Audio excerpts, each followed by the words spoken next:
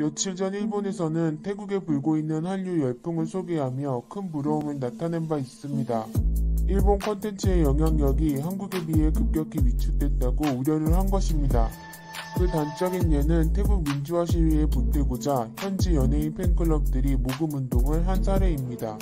기부 총 금액이 1억 7천만 원 정도라면 80%가 K-팝 팬클럽이 보낸 것으로 나타났습니다. 금액 순으로는 소녀시대, 슈퍼주니어, 방탄소년단 등으로 나열되고 있습니다. 과거 태국에서는 일본 아라시를 비롯해 카툰, 히카루 등을 중심으로 J-팝 인기가 높았습니다. 하지만 2000년경부터 한류 바람이 강하게 불면서 영향력이 감소하기 시작했습니다. 실제로 일본 콘텐츠는 한류에 비해 전방위적 열세에 놓여 있습니다.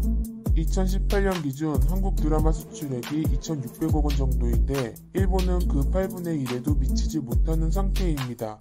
사실 일본은 한류를 따라잡기 위해 2010년 쿨 재팬 프로젝트를 추진한 적이 있습니다.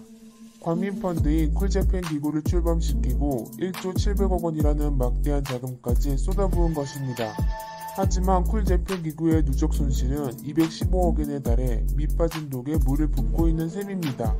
한국의 경우에는 민간 기업과 아이돌의 노력이 주가돼 커왔다면 일본은 정부가 밀어붙여도 안 되는 것입니다. 그나마 인기가 있다면 전체 60%를 차지하는 애니메이션 정도였습니다.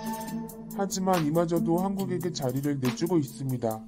태국에서 일본 나루토와 짱구를 제치고 한국 신비아파트가 1위를 한 것입니다.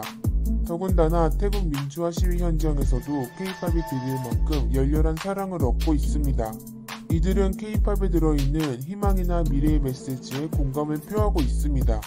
해당 기사를 본 일본인들은 1000개 이상의 댓글을 달며 친일 국가인 태국에서마저 밀렸다는 반응입니다. 사실 일본과 태국은 왕실국가라는 점과 불교를 기반으로 했다는 점에서 공통점을 가지고 있습니다. 왕실 간 친밀한 우호관계를 맺으며 자연스럽게 일본에 대한 호감으로 발전한 것입니다. 말레이시아, 인도네시아, 베트남 등 동남아 국가 대부분은 식민 지배의 아픔이 있습니다. 하지만 태국은 대나무 외교를 펼치며 식민 지배를 받지 않은 나라로도 유명합니다. 18세기와 19세기에는 동남아를 양분하던 영국과 프랑스의 완충지대 역할을 했습니다. 그리고 2차 대전 중에는 일본과 동맹을 맺으며 연합국에 대항하는 모습을 보인 바 있습니다. 그러다 연합국이 승리할 즈음에는 미국 편으로 돌아서는 대나무 같은 모습을 보인 것입니다. 태국에서는 2차 세계대전을 배경으로 한 소설 쿡감이 인기를 끌었던 적이 있습니다. 당시 태국 여성과 일본군 장교의 사랑 이야기를 그린 것인데 얼마나 일본을 동경했는지를 알 수 있습니다. 해당 소설은 드라마로 총 6차례 리메이크되었고 영화로도 4차례나 나온 바 있습니다. 이런 배경을 바탕으로 일본은 태국을 동남아 진출의 허브로 삼아왔습니다. 1970년대부터 이미 미국을 크게 앞서며 태국에서 최대 투자국이 된 것입니다. 얼마나 공격적 투자를 감행했는지 1972년 일제상품 불매로까지 번진 적이 있습니다. 일본은 2007년까지 2,700건이 넘는 프로젝트를 진행해 총 58조 원 이상을 태국에 투자했습니다. 1980년부터는 개발 원조, 일본어 교육, 유학생 지원 등도 이어오고 있습니다. 방콕 차오프라야 강을 건너는 다리 21개 중 14개가 원조를 받아 지은 것입니다.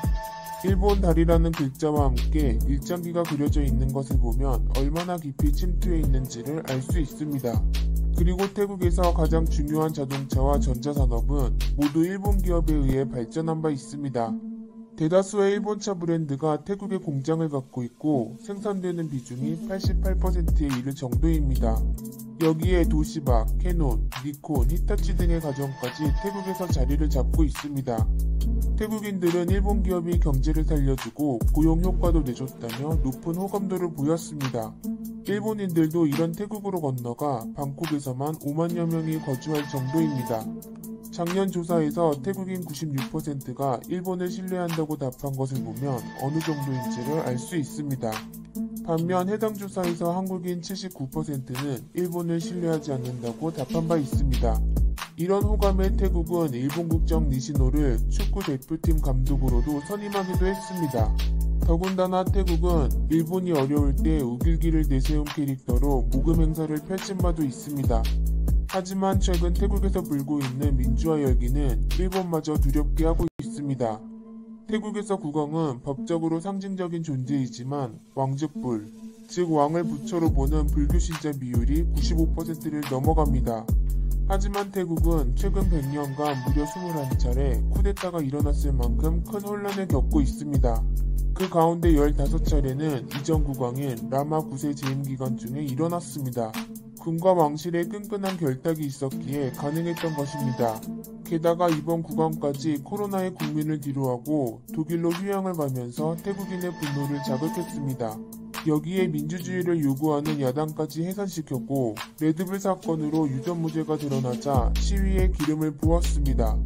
그동안은 경제만 살리면 그만이지 하고 군부와 왕실의 행태를 눈감았지만 이제는 안 통하게 된 것입니다. 이는 왕실을 바탕으로 공감대를 형성하고 있는 일본에게도 치명적인 사건입니다. 그리고 태국에서는 코로나로 관광산업이 파탄나자 일본 기업 진출이 서민 경제에 아무 소용없다는 것도 깨닫고 있습니다. 그리고 SNS의 발달로 한국 민주화 과정이 전해지고 정치 선진국들의 의식까지 유입돼 젊은 층을 중심으로 변화가 일어나고 있습니다. 태국인들의 세 손가락 구호는 민주주의 쟁취, 군사 정권 타도, 왕정 개혁을 뜻합니다. 태국이 변하면 과연 한국과 일본의 미래는 어떻게 달라질까요?